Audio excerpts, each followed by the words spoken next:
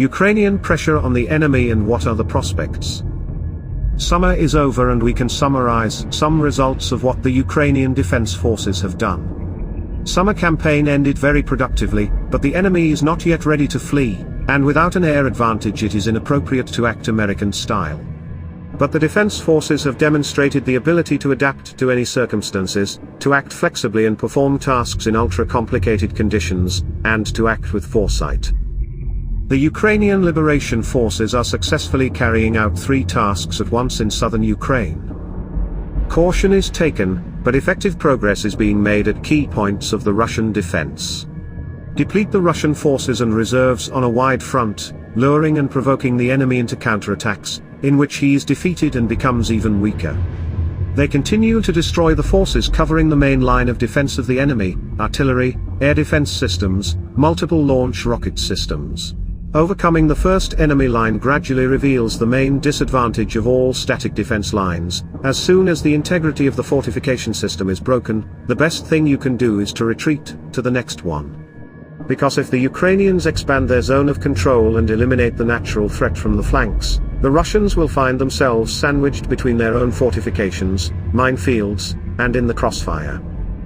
But the Russians are acting on a slightly different logic. They are trying to retake their positions. Because for the Russian leadership, war is politics, and commanders on the ground don't want to report bad news upstairs. This depletes reserves and ensures comparable losses for the occupation forces in the Ukrainian offensive zone. Instead of the standard offensive losses of 1 to 3, the Ukrainians have at least parity in equipment, but more often the enemy loses more equipment. The shortage of manpower forces the enemy to use not only the reserves available in the direction, but also to pull forces from other directions. Every kilometer of advance corrects the capabilities of artillery, air defense and MLRS. The Russian ones drop sharply, while the Ukrainians increase. After all, the AFU's means of defeat are on average more long-range than the Russian ones. Quite soon, it is a matter of a few kilometers, there will be an opportunity to relatively safely attack the Berdyansk airfield with GMLRS missiles, as it was with Chornobayvka. Why is this important? Because that is where the Russian army aviation, or more specifically helicopters, are based, which seriously impede the advance of the AFU. This will lead to an even greater narrowing of the Russians' ability to maintain their lines of defense. The intensification of Ukrainian sabotage groups on the left bank of the Dnipro is also about pressure. The Russians must increasingly fear for their rear.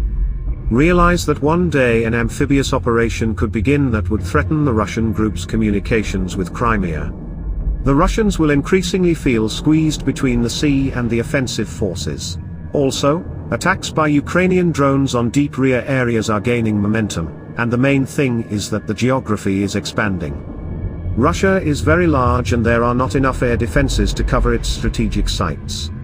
They will either have to pull it back from the front or get more and more strikes on painful and critical targets. Again, there is an unpleasant dilemma. The AFU continues to concentrate its main efforts in the south, where Russian logistics are more vulnerable. The probability that this year the Russian army will sprinkle and escape from Ukraine is small. But the totality of trends could lead to avalanche-like consequences, at least in the south. It is important not to forget that every plot is given at a very great cost. Just a few figures to understand what is a security zone or the first line of defense, on the example of one section of the front, Orikhiv. The breakthrough here was carried out along a front of up to 9 kilometers, the density of mines was 45,000 mines per 1 km of depth, just for understanding.